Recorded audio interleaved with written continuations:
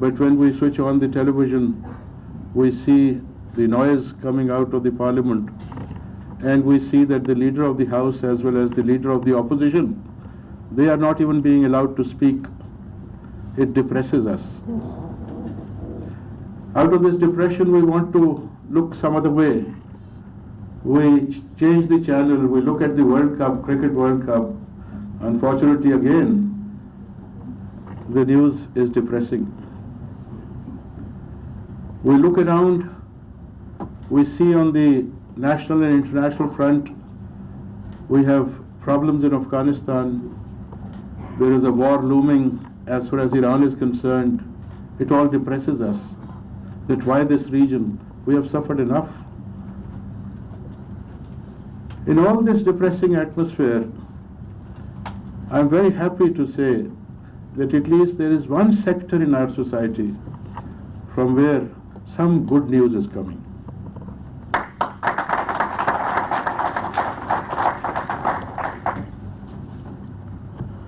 And that good news is the realization on our part as the relevant organ of the state in charge of dispensation of justice. It is our constitutional responsibility, and in Article 37D of the Constitution, it is the responsibility of this organ, the judiciary, to provide inexpensive and justice. This is a gigantic task, but unfortunately for some time, this has been put on the back burner. Things were just drifting, they were just floating, and nothing was being done to rectify all the wrongs that all of us know about. When I analyzed the whole situation from my own perspective and on the basis of my experience as a lawyer and then as a judge, I realized that out of the two major sections, that is one the civil side, on the other hand is the criminal side, which is the side that I should attend first? And I realized that a person involved in a civil dispute is at least living with his own family, in his own house, in his own environment. He has problems going to the court for a long time, pursuing the matter, but still he is in the comfort of his own family and friends and atmosphere, surroundings, maybe his own house.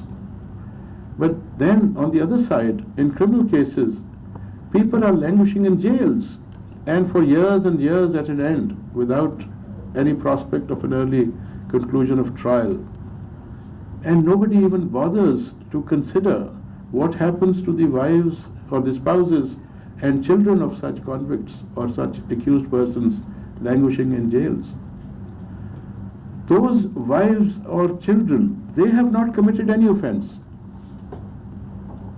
The man might have committed any offense, or the prisoner might have committed any offense, and the society is very happy to keep him behind bars. But the wife, the spouse and the children have not committed any offense. But they unfortunately have to suffer more than the prisoner. Generally, crimes are committed by people with lesser means. They are not very well-to-do people. Generally, poverty sometimes drives them to commit crimes. And when the breadwinner of income, she is just a housewife, maybe uneducated, illiterate, has no skills except cooking food and washing clothes and cleaning house. Has the society thought about that spouse? Maybe for 6 months, a year or 2 years, the family supports her. What about those young children who have to go to school? They have to be attended to, they have to be coached, they have to be trained by the family as a family unit. But they are without a father. And for some time, yes, the family looks after them for maybe 6 months, a year or 2 years. Thereafter, what happens to such people? Nobody has even thought about it. Women are driven to odd employments in other people's homes, and unfortunately sometimes they are physically abused. They are driven to prostitution. They have to survive. Has the society discharged its burden of looking after those affected people? And those children, they have no money to go to school to pay fees. There's no father around to look after their activities. They are ultimately being driven to the same path of committing crimes and falling in bad company. So, keeping all this in view, I thought the first thrust of our effort to improve the system should be on the criminal side. That has more urgency in it. So, with the help of Mr. Shah and Mr. Sohail Nasir, we sat down and we came up with a plan how to deliver justice as quickly as possible, and that too at the trial level. We came up with the idea of model courts. With our combined experiences, we came up with a plan, and the plan was simple, that all possibilities of adjournment have to be eliminated. I was told by my late father, who had practiced law for more than 55 years, that in his days the trial of a murder case would take 3 days, and 3 days were fixed. There was no concept of an adjournment. The police investigating officer was there to produce all the witnesses on behalf of the state, and the judge had no other work except to hold that trial, and the trial was completed in 2 or 3 days. That was the norm. So gradually, like all other norms, somehow we deviated from this norm as well. So we thought of different ways how adjournments are necessitated sometimes, why cases are postponed and delayed, and we tried to plug each and every aspect which could cause an adjournment in a court. I am not going to go into the details of all those steps, because in my first speech, while launching the first phase, I had dealt with those steps, how we have tried to attend. And God is very kind, and with the effort and hard work of my judicial officers, the results are absolutely unbelievable. Even I did not expect such a great success of this project. Within 48 working days, we have 5,800 trials decided. It's not appeals. It's not just one argument and a decision like what happens in the High Court or in the Supreme Court. It's a full-fledged trial, and 5,800 trials in 48 days. It's absolutely unbelievable.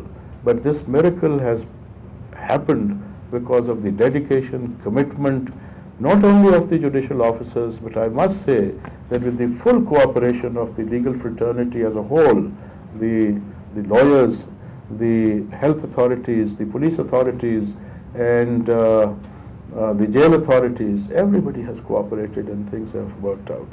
So this was the first issue that I thought needs attention, and that we have attended to, and inshallah every month on the criminal side we will try to add one more judge to every district, so that within no time, within a few months, the entire districts will be model districts, and all the judicial courts, the courts will be model courts in the entire country, inshallah, within a few months. The second issue that I thought was critical to any criminal justice system, and that was truthfulness of evidence, truthfulness of testimonies. There cannot be any justice achieved unless there is truthful evidence. And unfortunately, in the year 1951, Lahore High Court noticed in a case, Justice Munir was the author of the judge. His Lordship noticed in a judgment that unfortunately in this part of the world, people tell lies, even on oath in a court of law. So he said we have two options. Either we keep on rejecting those testimonies and all the accused will be acquitted, or we somehow allow those witnesses to tell lies, and then the judge will be able to sift grain from the chaff and sift truth from that which is untrue. This all started in 1951 till the early 90s, when His Lordship Mr. Justice Muhammad Afzalullah, the erstwhile Chief Justice of Pakistan, he gave a judgment and said that in an Islamic society, this cannot be allowed. Islamic dispensation of justice is based upon truth. Anything which is false is perjury. And in this Islamic state of Pakistan, if this practice started in 1951 is examined on the scale, in the touchstone of Islam, then this cannot be allowed to continue. But His Lordship only raised this question, but allowed the activity to continue. Till the year 2019, when Almighty Allah helped me and my colleagues in the Supreme Court to come down very clearly that justice is to be dispensed on the basis of truth and truth alone, and if a witness perjures himself, if gives a false testimony, he is no sifting of grain from the truth. The whole testimony is to be rejected. This, in the legal parlance, as you must be knowing, is called falsus in uno, falsus in omnibus. False in one respect, false in all respects. So we have already declared that in this country, where the Constitution itself says that nothing can be enacted against these injunctions of Islam, when the law of the land also makes perjury a criminal offense, so how can the judges or the courts allow the witnesses to depose falsely and then take upon themselves to sift grain from the chaff? No. The responsibility lies with the witnesses to tell the truth, and any witness who mixes truth with falsehood, his testimony will be rejected. So these were the two issues, delay and falsehood. So we have attacked both these sides with your support, that judiciary will not tolerate this, and we will take every step to eliminate both these causes which are unfortunately causing problems in the dispensation of justice in criminal cases. This idea of model courts was started in 2017 in the Lahore High Court. 4 districts were introduced. Mr. Justice Mansoor Ali Shah, the Honorable Chief Justice of that time, now His Lordship is our colleague in the Supreme Court. I gave this idea and His Lordship was very kind to accept that, and with the help of Mr. Sohail Nasir again, we launched this and successfully did this in 4 districts. It was then expanded to 7 districts, and then God Almighty gave me a chance here in this court, in the Supreme Court. We have launched it throughout the country. And inshallah, as you have been told, that 6 districts now have zero pendency of murder cases and narcotics cases. 10 districts will be added next month, so there will be 16 districts without any criminal case pertaining to murder and narcotics pending in the court. So we will expand this to other offences. But this is the first step. There is a Chinese proverb that the longest journey starts with the first step. The longest journey starts with the first step. So we have taken those first, second, third, fifth, sixth steps, and we are already on the journey with your support. And inshallah, we will not stop till we reach the destination, inshallah.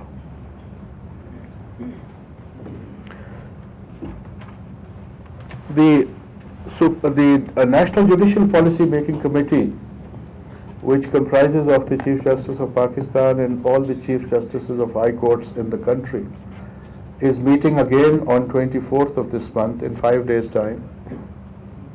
And it is on the agenda that now we are to move to the civil side as well.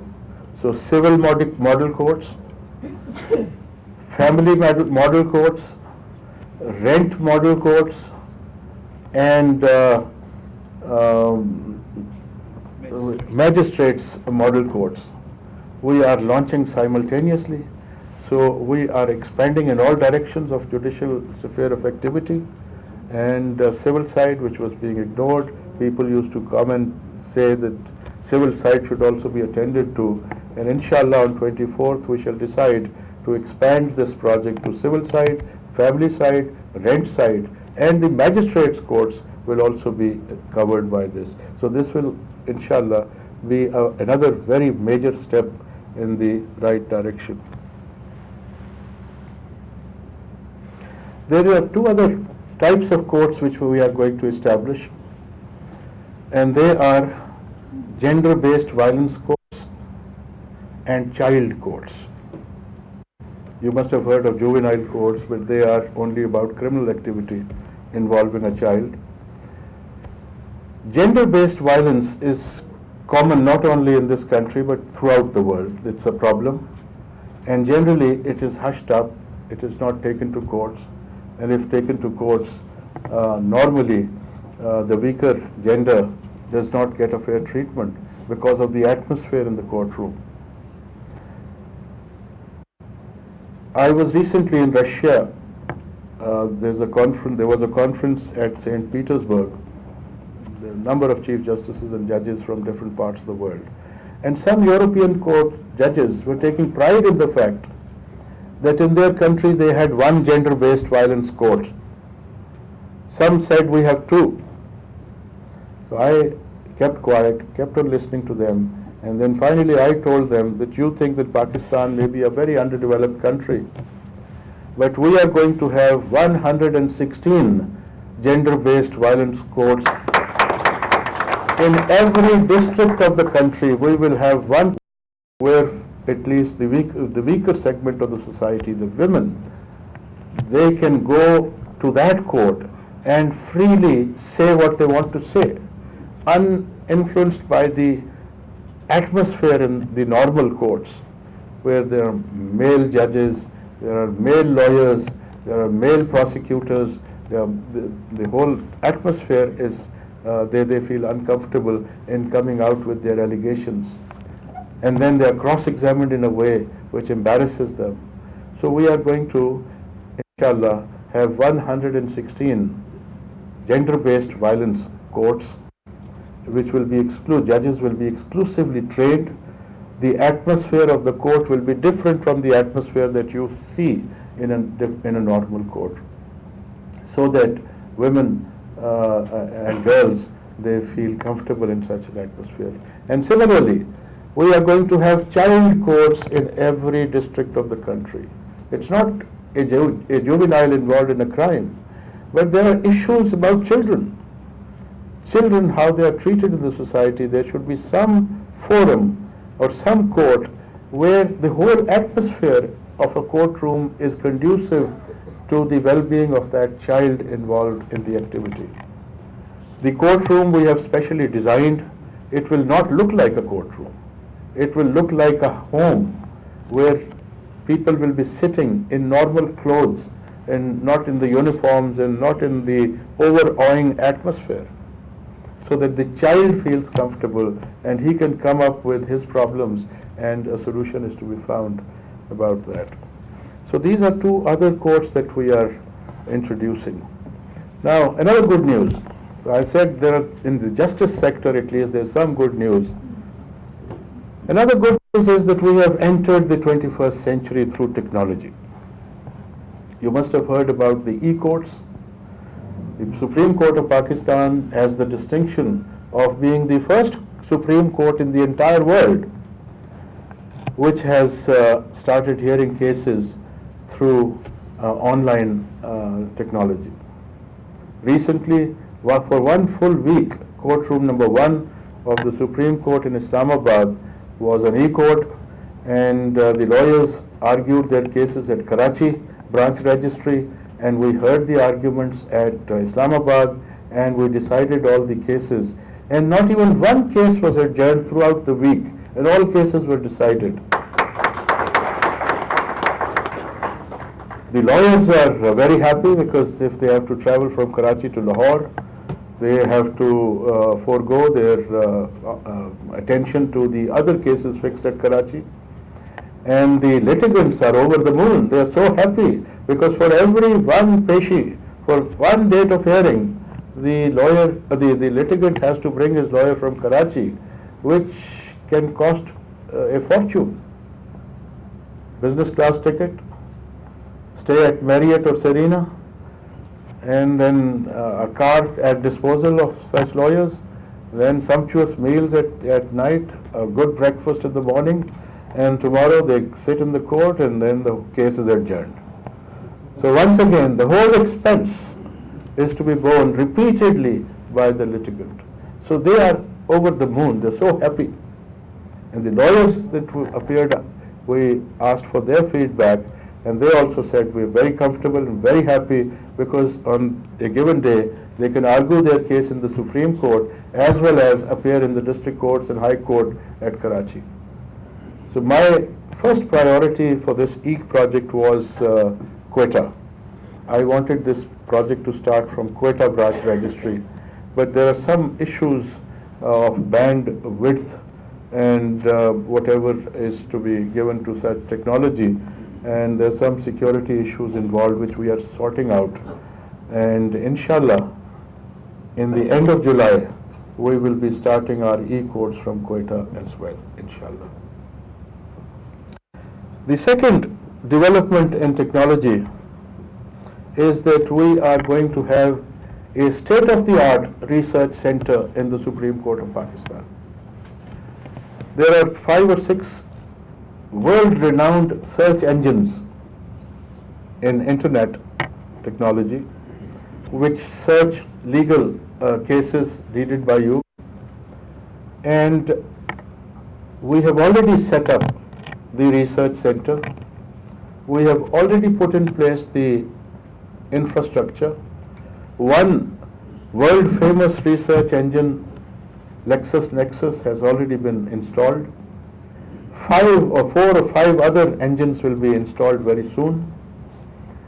And 3 Supreme Court judges and 7 research assistants are going to the United States of America to study this aspect further, visit their research centers, and to get training.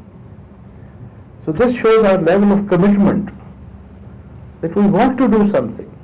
We want to improve things. And once this is established, it will be made available to the high courts and then made available to the district courts. Any judge sitting in any part of Pakistan will be able to access that research center, give his query that I want research on this issue, give me the case law, the statutes involved, give me a comparative analysis. What happens in Brazil in such cases? What happens in Nicaragua? What happens in England? So with the click of a button, the research assistants shall provide even to that civil judge sitting in maybe Chechnya